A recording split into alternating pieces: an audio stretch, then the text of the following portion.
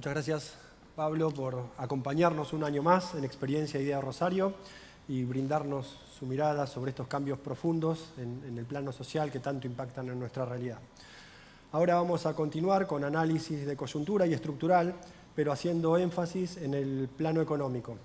Tenemos el gusto de contar con Fernando Marengo, jefe de economía de Black Toro, quien compartirá su mirada sobre las claves para poder avanzar en una agenda de mejora en la productividad. Fernando, muchas gracias. Gracias. Bueno, buenas tardes. Un gusto estar acá en Rosario. Muchas gracias a la gente de IDEA por la invitación. Tengo un menudo desafío. Tengo 30 minutos que empiezan a contar acá y me pidieron que hable del mundo, del mercado de alimentos y de Argentina, la situación económica. Entonces vamos a hacer el mejor intento. Para comenzar, creo que dado el poco tiempo, vamos a empezar asegurando, vamos a patear fuerte al medio. ¿Por qué es importante el tema de productividad y eficiencia en Argentina? Y yo hice hace como un año un cuadrito teórico de una compañía que tiene ingreso por 100, tiene costo por 103 y tiene una pérdida de 3 millones de pesos por mes, supongamos. Y supongamos que en este país teórico empieza a ocurrir algo. ¿Qué empieza a ocurrir? Empieza a aparecer inflación, hay un tipo de cambio, pero un tipo de cambio financiero, aparece una brecha cambiaria y la brecha cambiaria es creciente. Y resulta que si yo veo el resultado de la compañía, que era deficitario, pasó a ser superavitario. ¿Por qué? Y porque si tengo el poder de ajustar mis precios a la velocidad que va la inflación o el tipo de cambio financiero, ajusté 5%, y los costos, los salarios, los voy ajustando trimestralmente, logré un interés a tasa fija, hay insumos que trato de conseguirlo al tipo de cambio oficial, y después tengo otros insumos no transables que trato de demorar el pago. Y eso que logró la magia de poner mi compañía que perdía 3 millones por mes a que empiece a ganar dinero. Y el periodo siguiente resulta que este país tiene un poco más de inflación, un poco más de brecha cambiaria. ¿Y qué le pasa al resultado de la compañía? El resultado de la compañía mejora todavía más. Y si me voy al próximo periodo donde este país teórico tiene más inflación y más brecha cambiaria, esta compañía tiene un resultado todavía mayor. ¿Qué es lo que ocurre en esta economía? Básicamente lo que está ocurriendo es que es una economía que en base al proceso inflacionario, ¿quién es el principal gerente de la compañía? El gerente financiero. ¿Qué tiene que hacer un gerente financiero? Básicamente el gerente financiero tiene que conseguir mercadería o dólares al tipo de cambio oficial, tratar de vender con la expectativa de devaluación, entonces vende con la brecha cambiaria, ajustar los salarios cada 3 meses, ir a un banco y tratar de conseguir un crédito a tasa fija. Si la tasa es real negativa, mejor todavía. Y finalmente, si soy lo suficientemente grande y viene el proveedor a cobrarme, le digo, volvé la semana que viene y la inflación se hace cargo de parte de ese costo. Entonces los negocios en Argentina, independientemente de lo que uno haya estado produciendo, eran netamente financieros. Ahora en un país que empieza a bajar la inflación, el cuento, ¿cómo hay que contarlo? En vez de izquierda a derecha, de derecha a izquierda.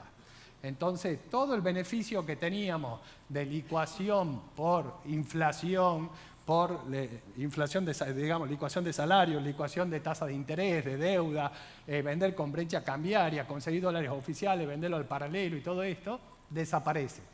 Y cuando desaparece, ¿qué queda? Lo único que nos queda es la productividad.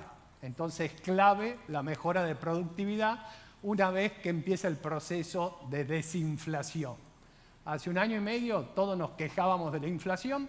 Bueno, ahora se empieza a escuchar muchas quejas de la desinflación que sufre la economía. ¿Por qué? Porque estábamos acostumbrados a vivir en un mundo donde todo el negocio es financiero y ese va desapareciendo y ahora lo importante empieza a ser productividad y el negocio real en la medida que el proceso antiinflacionario continúe. Vamos a empezar por el mundo. ¿Por qué el mundo? Básicamente porque cualquier país se relaciona con el resto del mundo. ¿Cómo? ¿Qué le pasa a mis socios comerciales? Si a mis socios comerciales le va bien, le vendo más. Si le va mal, le vendo menos. Segundo, variación en los movimientos de capitales. ¿Qué quiere decir? Si ingresa plata al país o sale plata del país, me aumenta el poder de compra o me baja el poder de compra. Y finalmente los términos de intercambio, que es la relación entre el precio al cual yo vendo los productos al resto del mundo respecto de a qué precio le compro los bienes al resto del mundo. El precio de exportación respecto al precio de importación son los términos de intercambio. Si mejoran, tengo más ingresos, si se deterioran, tengo peor. Y esa es la fuerza que mueve todo el mundo. Después, ¿qué hace cada país? Cada país, de acuerdo a su política fiscal y monetaria, lo único que puede hacer es acentuar o atenuar los ciclos globales. Muchas veces nos miramos el ombligo y decimos, somos los artífices de lo que ocurre, y no es así. Generalmente lo que ocurre es un ciclo global que va hacia arriba o hacia abajo y uno profundiza o atenúa esos ciclos. Y finalmente hay factores exógenos como puede ser el clima, que una buena cosecha soy más rico, una mala cosecha soy más pobre. Ahora bien, vamos a hacer el primer planteo. El primer planteo cuando uno va a hablar del mundo es este gráfico que hace The Economist, del año 1990 hasta el primer trimestre de este año. Es un índice de incertidumbre. ¿Qué hace The Economist? Agarra informes de 150 países en el mundo y busca la palabra incertidumbre o sinónimos. ¿Y qué vemos? Que está en el récord histórico. Nunca la incertidumbre estuvo en un nivel tan alto. Y cuando uno... y es llamativo que esté incluso por arriba de lo que fue la pandemia en su momento. En este momento no sabíamos si iba a sobrevivir la raza humana y ya estamos en un nivel de incertidumbre aún mayor. Más allá del nivel, la tendencia es claramente que en los últimos meses la incertidumbre global subió fuertemente. Cuando uno trata de entender de dónde proviene esa incertidumbre en la economía global, yo diría que empieza con un proceso electoral en Estados Unidos con dos candidatos que no eran de los más atractivos. Termina ganando la elección el gobierno de Trump. Cuando gana Trump ya venía planteando la posibilidad de medidas arancelarias contra el resto del mundo y la eventualidad de una guerra comercial, la cual a partir del Liberation Day explotó esa guerra comercial. Y ahí hay dos teorías. Una primera teoría que plantea Trump es un genio. ¿Qué está haciendo Trump? Pateó el tablero del comercio global y está obligando a todas las contrapartes a sentarse a negociar con Estados Unidos. ¿Y en qué se basa ese planteo? Que hay un informe hecho por el gobierno americano de 300 páginas, donde va país por país identificando las trabas al comercio que le pone la contraparte. Y cuando uno agarra el informe ese y ve el capítulo Argentina, dice, tienen claramente identificado todas las trabas que le pone Argentina. De manera arancelaria, de manera paraarancelaria, en sectores puntuales, en productos puntuales, tienen identificado todo. Y cuando uno ve este acuerdo que logró Estados Unidos con Europa, uno dice, bueno, la negociación se sienta en ese documento y empieza a partir de ahí a negociar. Esa es una posibilidad. La otra posibilidad surge de este gráfico de acá. Este gráfico de acá es China, Alemania, Japón, Suiza, todos en un terreno positivo y Estados Unidos en un terreno negativo. ¿Qué estoy graficando acá? Lo que se llama la cuenta corriente de la balanza de pago. La diferencia entre los ingresos y los gastos que tiene un país respecto al resto del mundo. ¿Y qué dice Estados Unidos?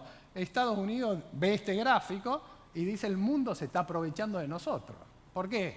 Porque todos nos venden a nosotros y ninguno nos compra. Entonces todos son superavitarios y Estados Unidos es el único deficitario. Cuando uno trata de entender qué hay detrás de este comportamiento, yo diría que por lo menos hay tres errores en ese análisis.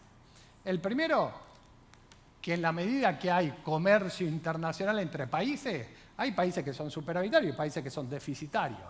No puede todo el mundo ser superavitario. Entonces, necesariamente tiene que haber países superavitarios y países deficitarios. El segundo punto, una particularidad que tiene Estados Unidos, es que el mundo demanda dólares como unidad de cuenta. ¿Qué quiere decir que el mundo demande dólares como unidad de cuenta? Que cada vez que crece el mundo, ya sea por actividad económica o por inflación, el mundo demanda más dólares transaccionalmente. Pero además, que el mundo demanda dólares como unidad de cuenta, como cobertura. Y el único que puede imprimir esos dólares es Estados Unidos. Entonces, cuando el resto del mundo le pide dólares a Estados Unidos, ¿qué dice Estados Unidos? Yo imprimo los dólares y te doy dólares. ¿A cambio de qué? A cambio de bienes. Yo te doy dólares, vos me das bienes. Entonces, eso genera que el país cuya moneda sea unidad de cuenta está, entre comillas, condenado a tener desequilibrio externo. Porque cada vez que el mundo pide dólares, Estados Unidos le dice, yo te doy dólares, a cambio dame bienes. ¿Por qué condenado entre comillas? Porque ya querríamos emitir papelito de color a cambio de bienes, digamos, el mejor negocio del mundo, el que hace Estados Unidos. Pero el tercer punto, y yo diría que es lo que explica la profundización del déficit externo de Estados Unidos, tiene un componente poco analizado y que incluso se discute mucho en Argentina y en estos días en Argentina. ¿Qué es este gráfico? Es la cuenta corriente de algunos países del mundo, promedio los últimos 24 años y el año 2024, y qué hizo el sector público y el sector privado. ¿Yo qué dije que es la cuenta corriente? La diferencia entre los ingresos y los gastos del país respecto al resto del mundo. ¿Y eso de qué depende? De lo que haga el sector público y el sector privado de cada país. Si uno lo quiere poner en términos muy caseros, yo digo, ¿cómo funciona esto? Supongan que en mi casa trabajamos yo y mi señora y cada uno tenemos un nivel de ingreso, ¿sí? Y los dos gastamos menos que nuestro ingreso. ¿Qué pasa? Yo soy superavitario, mi señora es superavitaria y mi casa es superavitaria. Ahora, no nos podemos prestar entre nosotros porque los dos somos superavitarios. Entonces, ¿qué hacemos? Le prestamos a un vecino mío. En el otro extremo, los dos tenemos un nivel de ingreso, los dos gastamos más que nuestro ingreso. Los dos somos deficitarios y no nos podemos financiar entre nosotros. Entonces, ¿qué tenemos que hacer? Buscar financiamiento externo, que venga alguien de fuera de mi casa y me financie el desequilibrio. Y la tercera combinación son superávits o déficit, mío y de mi señora, que hacen que mi casa sea superavitaria o deficitaria.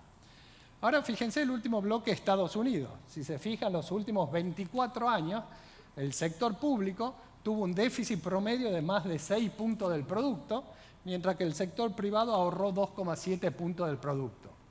Consecuencia de un gobierno que tuvo un déficit promedio de más de 6 puntos y el sector privado que ahorra 2,7, la casa americana esta tiene un déficit de 3,4 del PBI. Entonces, si a alguien le preocupa el desequilibrio externo de esta casa que se llama Estados Unidos, ¿cuál sería la recomendación?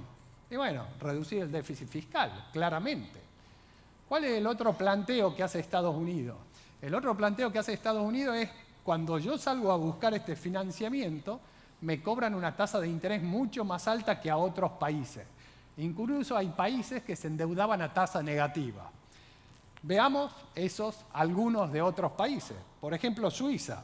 Los últimos 24 años el gobierno tuvo un superávit promedio de 0,2, mientras que el sector privado ahorraba 7,5 puntos del producto.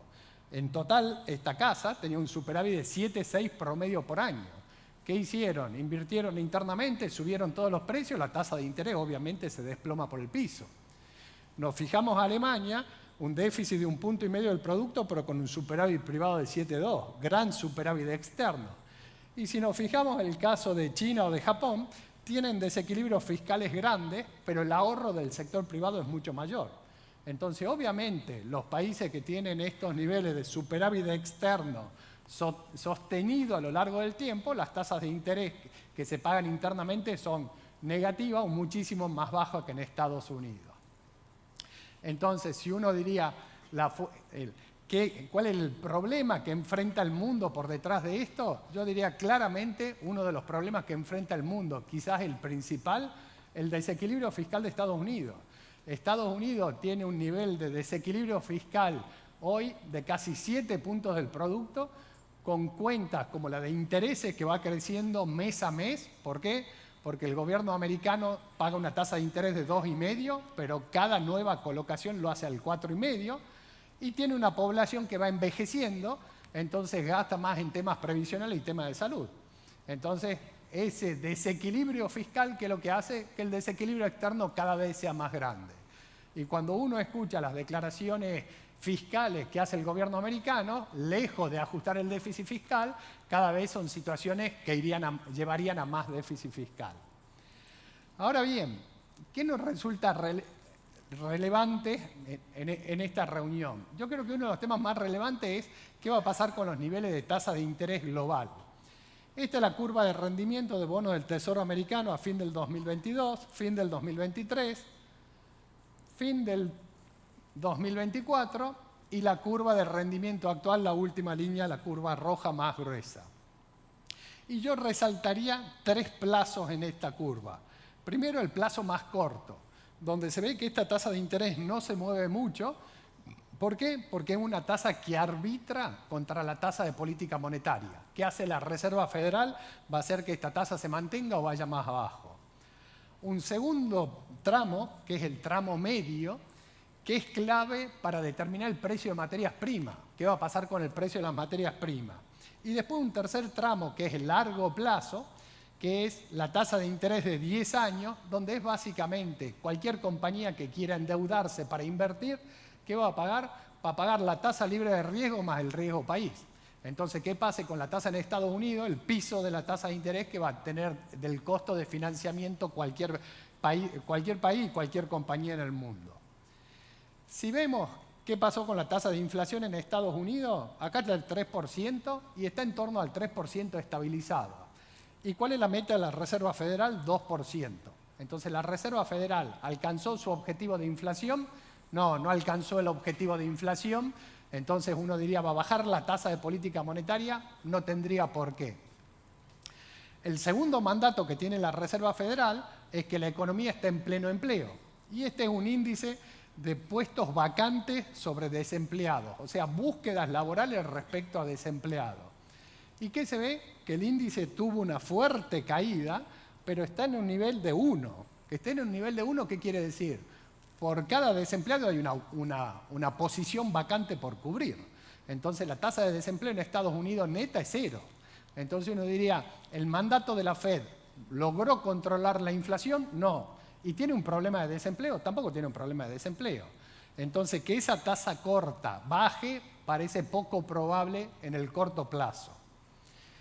El segundo punto que planteé yo es el tramo medio de la curva. Y este es un estudio que hicimos hace muchos años, cuando estaba la discusión de si el precio de las materias primas subía porque los chinos estaban comiendo más. Y en realidad llegamos a una conclusión, que no era así. Que ¿por qué subía el precio de las materias primas? Porque hay dos componentes. Uno, ¿qué pasa con la oferta y la demanda de materias primas? Pero el otro es este. Este gráfico es la variación interanual en el precio de materias primas no energéticas. Y esta línea roja de acá es qué le pasó al dólar respecto al euro. Y si uno se fija, es una imagen de espejo, parece. ¿Y cuál es la idea de la imagen de espejo? Cada vez que el dólar se devalúa, el PBI del mundo medido en dólares es más grande. Entonces, ¿qué pasa con el precio de las materias primas? Sube. Cuando el dólar se aprecia, el PBI del mundo medido en términos de dólares se achica. ¿Qué pasa con el precio de las materias primas? Cae. Entonces, cuando uno trata de explicar qué le pasó al precio de las materias primas, el 50% de las variaciones está explicada por la relación dólar-euro. Entonces, es clave entender qué le pasa al dólar respecto al euro. Y para eso está este gráfico, que es la diferencia entre la tasa de interés de un bono europeo y un bono americano. ¿Y cuál es la idea? Cuando esto cae, es que está cayendo la tasa europea o subiendo la tasa americana. Entonces, ¿qué tengo que hacer? Vender euros y comprar dólares. Entonces, ¿eso qué debería generar? Que el dólar se fortalezca. Y efectivamente pasa eso. A la inversa, cuando la tasa sube más en Europa que en Estados Unidos, ¿qué tiene que pasar? Vendo dólares y me voy al euro. Entonces, ¿qué pasa? Se fortalece el euro, se debilita el dólar. Y cuando vemos qué es lo que está pasando actualmente, este es un llamado de atención para el gobierno americano. ¿Por qué? Porque por diferencial de tasa, el dólar euro debería estar abajo de 1,10 y está en torno a 1,17. Entonces, ¿qué es lo que me está diciendo este gráfico? Que a pesar que por diferencial de tasa debería estar más apreciado, ¿qué está haciendo el mercado? Prefiere tener menos dólares de lo que recomendaría el diferencial de tasa. Tercer tramo de la curva. El tercer tramo de la curva dijimos que era la tasa de 10 años. ¿Y qué se ve? Que cada crisis de la .com, crisis subprime, primera fase de la crisis fiscal europea, segunda fase de la crisis fiscal europea, la pandemia, cada vez que había incertidumbre en el mundo, ¿qué hacíamos todos? Salíamos corriendo a comprar bonos del Tesoro americano. ¿Por qué? Porque era el refugio, era el activo libre de riesgo, era donde encontrar cobertura. ¿Y qué vemos ahora? Que la incertidumbre está en su nivel máximo y la tasa de interés no cae. Entonces, dos comentarios. El primero, de nuevo, parece que el mundo, dada la situación fiscal de Estados Unidos, quizá la política también, que está decidiendo diversificar portafolio. Le financia el desequilibrio de Estados Unidos, tanto externo como fiscal, pero una tasa de interés más alta. Lo segundo, si uno piensa en el escenario 2011-2019, donde la tasa 10 años en Estados Unidos era 2%, yo creo que ese escenario no va a ser el de los próximos años. Vamos a estar en niveles de tasa en torno al 4%, con lo cual el financiamiento va a ser caro para todo el mundo. ¿Por qué?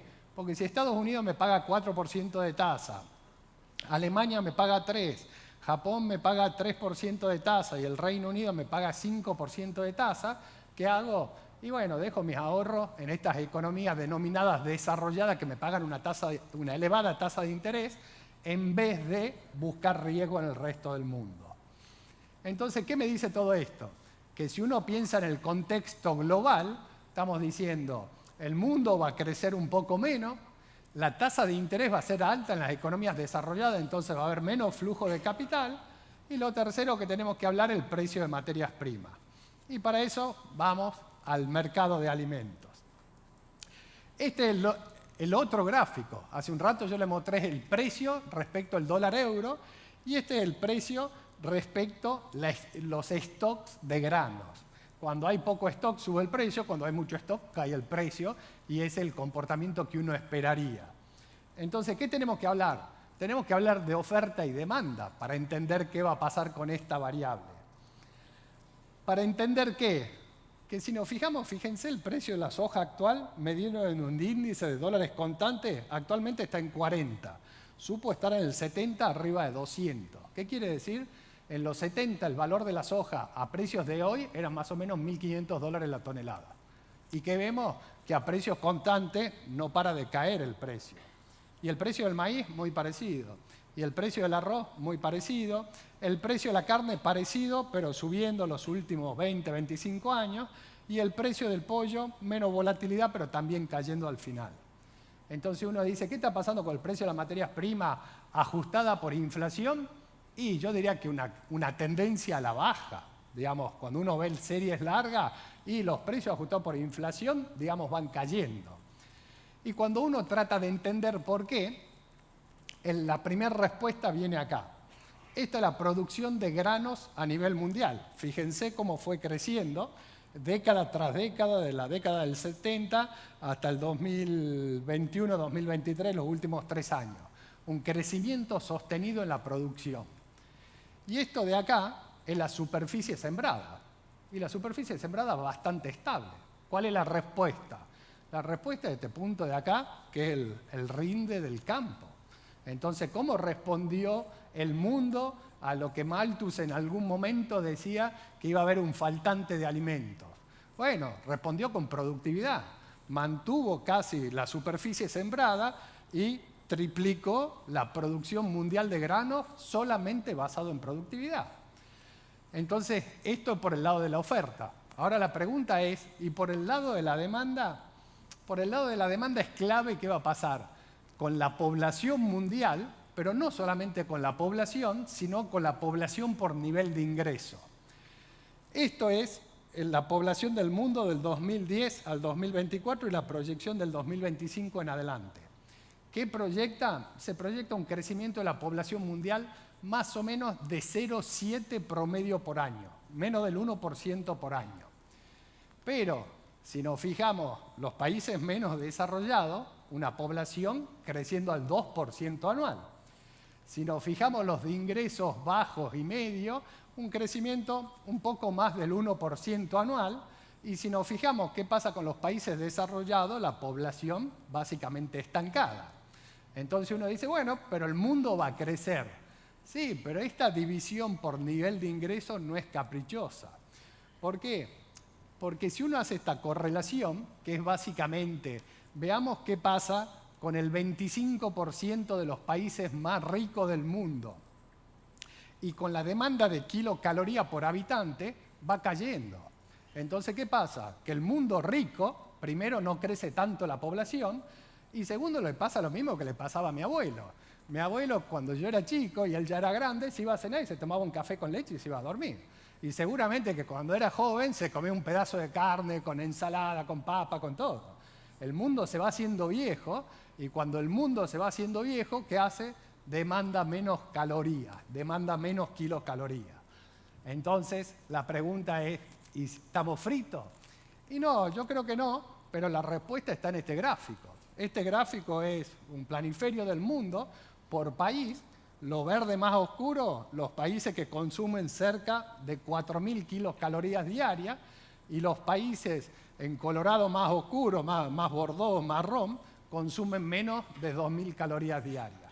Entonces, ¿qué hay que hacer? Y bueno, va a haber, claramente, hay una parte del mundo que tiene una demanda insatisfecha de alimentos. Entonces, ¿a dónde hay que apuntar la producción o la venta? Claramente a donde está la demanda insatisfecha, que es además la región del mundo en la que más va a crecer la población. Entonces, no solamente que hay una demanda insatisfecha, sino que es donde va a crecer la población. Entonces, cada vez esa demanda va a ser más creciente. Obviamente, esta región del mundo que tiene un desafío institucional fenomenal. ¿Cómo hago para hacer contratos, para que me lo cumplan? El tema de instituciones, pero es algo que el mundo necesita resolver. No solamente por temas alimenticios, sino también por temas de ahorro. Yo ahorro para mi jubilación y le presto la plata a alguien que en el futuro me devuelva el poder de compra que le presté hoy. El mundo hace lo mismo.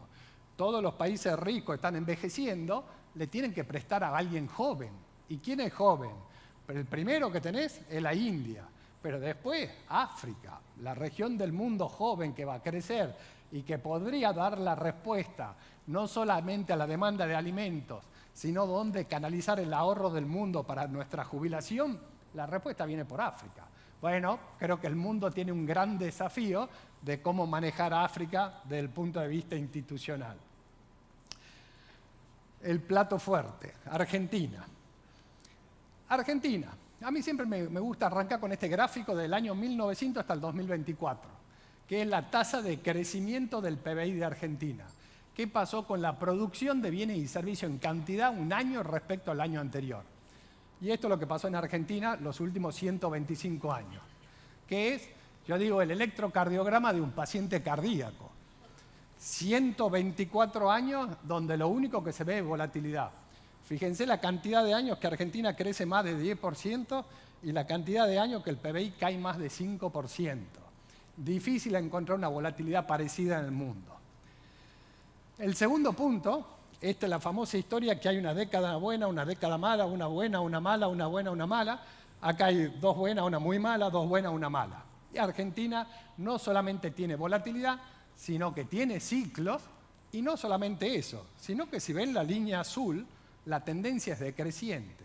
Entonces, somos un país con mucha volatilidad y que cada vez crecemos menos. ¿Y acá qué probamos? Probamos todo.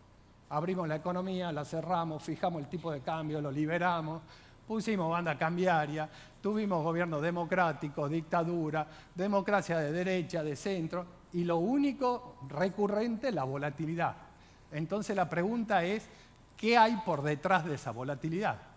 Y la única respuesta que se encuentra detrás de esa volatilidad es esto. Es el déficit fiscal argentino. Desde mediados del siglo pasado, Argentina promedia un déficit fiscal en torno a los 4 puntos del producto. Tuvimos solamente 2 veces superávit en ese periodo, la privatización y cuando dejamos de pagar la deuda. Todo el resto del tiempo, Argentina está en déficit fiscal. Tenemos una compulsión a gastar de más. Donde gastar de más tiene consecuencia. ¿Cuál es la consecuencia? Que tengo que lograr financiamiento. ¿Y ese financiamiento cómo se logra? O emito pesos, hasta que no queremos tener más peso en el bolsillo, ¿y cómo ajusta eso? Sube la tasa de inflación. O emitimos deuda, hasta que no queremos tener más deuda en el bolsillo, ¿y cómo ajusta esa? Con un problema de deuda. Bueno, en los últimos 40 años, Argentina es el 6º país con la mayor tasa de inflación en el mundo y tenemos el récord mundial con 9 reestructuraciones de deuda. Y siempre hablamos del problema de la inflación y el problema de la deuda y nunca hablamos de la madre de todos los problemas, que ¿cuál es? El déficit fiscal. Asume un nuevo gobierno a fin del 2023 y este nuevo gobierno, ¿qué dice? Voy a poner 2 anclas. Las 2 anclas básicamente son un ancla fiscal, vamos a eliminar el déficit fiscal, y el segundo un ancla cambiaria. Y seguramente hay mucha gente que denosta el ancla cambiaria por todos los costos que genera. ¿Pero por qué un ancla cambiaria? Porque consecuencia de devaluación e inflación recurrente, reestructuraciones de deuda, corralito, corralón, especificación asimétrica y toda la historia de Argentina, ¿qué hicimos los últimos 70 años? Nos encargamos de estafar al ahorrista de manera permanente. Entonces, ¿qué hicimos los argentinos? Dejamos de pensar en pesos. Si yo pregunto cuánto cuesta una casa, ¿alguien me va a responder en pesos? Le pregunto cuánta plata tiene ahorrada, ¿alguien me va a responder en pesos? Le pregunto cuánto cuesta un auto. Bueno, el argentino usaba un metro que tenía 100 centímetros, al otro día 98, al otro día 95, al otro día 90, al otro día 85, y llegó un momento que dijimos, este metro no lo puedo usar más. ¿Qué tengo que hacer? Tengo que usar otro metro. ¿Y qué hicimos? Empezamos a pensar en dólares. Entonces, en el momento que Argentina piensa en dólares, empieza a ser un país bastante distinto al promedio del mundo.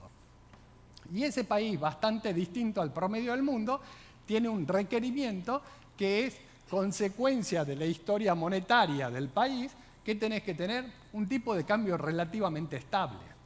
Las últimas 2 o 3 semanas recibo muchos llamados de periodistas y dicen, che, ¿la situación del dólar es preocupante? Y mi respuesta es, desde que me llamás por teléfono es preocupante. ¿Qué otra respuesta querés que te dé? Es obvio que es preocupante. Cuando todos empezamos a ver que el dólar sube y empezamos a decir, che, no sé qué pasa, pero hay algo que no está andando bien, es un problema. ¿Qué hizo el gobierno? Eliminó el déficit fiscal. Esto en peso constante, la línea roja sobre el eje de la derecha, en términos del PBI.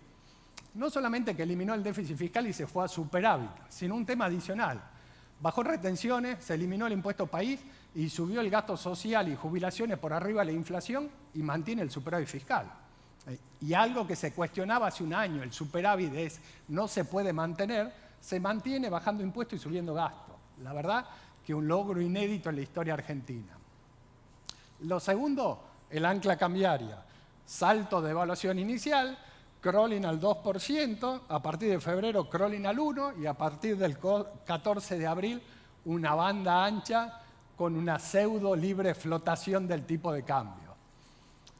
A partir de ese momento se elimina el cepo en gran medida, se unifica el oficial con el contado con liquidación, el tipo de cambio inicialmente moviéndose por una banda angosta y después a partir de lo que creo yo que fue una manera desafortunada de eliminación de las LEFIs, empezó a generar de nuevo presión sobre el mercado de cambio y rompió esa brecha angosta, esa banda angosta. Y la brecha cambiaria desapareció. El mejor ejemplo de que la flexibilización del mercado de capital fue importante fue la desaparición de la brecha. Que no haya brecha cambiaria, ¿qué me dice? Que no hay demanda de dólares insatisfecha. Entonces, la verdad que fue un paso adelante. ¿Cuál es el objetivo del gobierno? Claramente el gobierno asumió con el mandato de bajar la inflación. Logró bajarla fuertemente, diciembre del 23-25% y no para de bajar la inflación. Entonces, ¿lo logró? ¿Qué pasó con actividad económica? Actividad económica se recuperó fuertemente. Si ustedes se fijan, este es un índice del PBI mensual y acá el penúltimo datito, en abril de este año, tocó el récord histórico. Nunca Argentina produjo tanta cantidad de bienes y servicios como en abril de este año. Obviamente de manera heterogénea. Si uno dice el sector construcción, muy mal. El sector energético, recontra récord absoluto. Entonces, como país se tocó el máximo absoluto, pero de manera heterogénea. ¿Cómo se plantea la política monetaria? Rápidamente, cuando empezamos con la banda ancha, pero con un ojo puesto en el tipo de cambio, porque cuando se mueve el tipo de cambio, todos empezamos a tener dudas, ¿qué tenemos que hacer? Controlar el tipo de cambio de manera indirecta. Y controlar el tipo de cambio de manera indirecta que tiene, que es muy costoso. ¿Cuál es la primera forma de control? El Banco Central puso una meta de cantidad de dinero y la viene subcumpliendo. Hay que dejar menos pesos en la calle de lo que la gente quiere, porque si yo dejo un peso de más, me van a comprar dólares. Lo segundo, cuando empezamos a ver las distintas curvas de tasa de interés, fuerte suba de la tasa de interés. ¿Qué tengo que hacer? Pagar un premio para que te quedes en peso, porque si no te pago un premio, me vas a comprar dólares. Y finalmente, ¿qué es lo que se hace? Se interviene en el mercado de futuro. Entonces, implementamos un nuevo esquema, entre comillas, pero seguimos mirando tipo de cambio. Antes, ¿cómo se controlaba el tipo de cambio? vendiendo y comprando dólares. Y listo, el crawling iba al 2%, después al 1%. Ahora, ¿cómo se controla el tipo de cambio? Secando la plaza de peso y afectando la actividad económica, subiendo la tasa de interés, afectando la actividad económica e interviniendo los contratos de futuro. Para ir terminando, dos temas. Yo digo, Argentina se encuentra en lo que yo llamo el dilema del prisionero, pero entre comillas. ¿Por qué entre comillas? Porque no es verdaderamente el dilema. El dilema del prisionero, hay dos presos que tienen que tomar una decisión. ¿Cuál es la idea de esto? Hay un programa económico que hay dos alternativas. Puede funcionar o no puede funcionar. Y ustedes como empresarios tienen dos alternativas. Invertir o no invertir. Entonces, ¿cuál es el dilema? Bueno, nos pongamos primero en la columna. Supongamos que el programa funciona. Si el programa funciona y yo invierto, estoy en el mundo ideal. ¿Por qué? Porque como decía el gobierno, la vieron. Invertí en el momento que había que invertir y agarré el crecimiento del programa. Lo segundo es que el programa funcione y yo no invierto. Y yo pongo un reloj de arena. ¿Por qué? Pierdo tiempo. Pero el tiempo es dinero. ¿Por qué? Porque al final puedo perder market share de alguien que se me anticipe, que entre en importación y sustituya mi producción. O incluso yo puedo seguir esperando y si el programa funciona, el precio de entrada cada vez es más alto. Entonces me va a costar más entrar. Ahora hay otra probabilidad, que el programa no funcione. Si no funciona y yo no invierto, no pasó nada. Bueno, una crisis más de Argentina, me salvé, no me agarró, listo, solucionado. Pero el cuarto cuadrante es que no funcione y yo invierta. Y en ese caso, parte de la inversión la voy a perder. Y creo que este es el gran desafío de Argentina, donde cada uno de ustedes tiene que poner una probabilidad a que el programa funcione o no funcione. ¿Cuánto tengo que invertir independientemente de si el programa funciona o no? ¿Cuánto todo el extra es porque estoy apostando a que el programa funcione? Y de esa ecuación me va a decir si vale la pena invertir o no en este momento a estos precios. Para terminar, la pregunta es, ¿y por qué crees que podría funcionar? ¿Por qué crees que esta vez la situación es diferente? Este es el electrocardiograma de corto plazo. El otro eran 124 años, estos son 44 años. Desde 1980 hasta la fecha, Argentina en esos 44 años tuvo 20 años de recesión y 24 años de crecimiento. Casi la mitad del tiempo estuvimos en recesión. En los libros de historia económica se habla de los 80 de la década perdida. Pero si nos fijamos de 2011 en adelante, tenemos una segunda década perdida. Las últimas 4 décadas de Argentina, 2 fueron décadas perdidas. Y mucha gente dice, pero el país sigue funcionando. Y es mentira, tenemos 40% de pobreza estructural. Entonces alguien paga la volatilidad esa. La pregunta a por qué esta situación podría ser distinta, la respuesta, vamos a volver a ver la cuenta corriente de la balanza de pago. ¿Y cuál es el análisis que se hace muchas veces? Cada vez que Argentina tiene déficit y pasa a superávit, hay una crisis de actividad. Tengo déficit, paso a superávit, flor de crisis de actividad. Tengo déficit, paso a superávit, crisis de actividad económica. Entonces, tener un déficit externo es una mala noticia. Y en realidad, la verdad, es un razonamiento bastante superficial, porque la pregunta sería, ¿quién me está generando el déficit de ese? ¿Es el sector público o el sector privado el que gasta de más? Y cuando vemos la historia argentina, vemos que el déficit externo es por déficit fiscal, que el déficit externo es por déficit fiscal, que el déficit externo es por déficit fiscal. Entonces, siempre que tenemos el déficit externo está explicado porque el gobierno gasta de más. El gobierno emite pesos, con los pesos vamos, le compramos dólares, le sacamos la reserva al Banco Central. El gobierno emite deuda y se financia, hasta que el mundo le dice no te financio más. Y en ese momento nos chocamos contra la fuerza macroeconómica más poderosa de todas. ¿Cuál es? La restricción presupuestaria. Cuando te quedaste sin plata, chocás contra la restricción presupuestaria y salí por el parabrisas sin tocar piedrita. Y esas son las crisis argentinas. Ahora, ¿qué hacía el sector privado históricamente? El sector privado históricamente era superavitario. ¿Qué quiere decir? Ponía plata en el colchón. Cada vez que puede el sector privado y le sobra un peso, compra dólares y lo mete en el colchón por las dudas. Las únicas veces que el sector privado fue deficitario fueron 91-94, 96-98, 2003-2006. porque fue la única vez en los últimos 45 años que se invirtió en Argentina. Las veces que el sector privado decidió gastar de más, ¿por qué ocurrió? Básicamente porque ese sector privado decidió invertir. Y si vemos qué está pasando hoy, la situación es la misma. Estamos con un déficit externo, con un gobierno en superávit y con un sector privado gastando de más.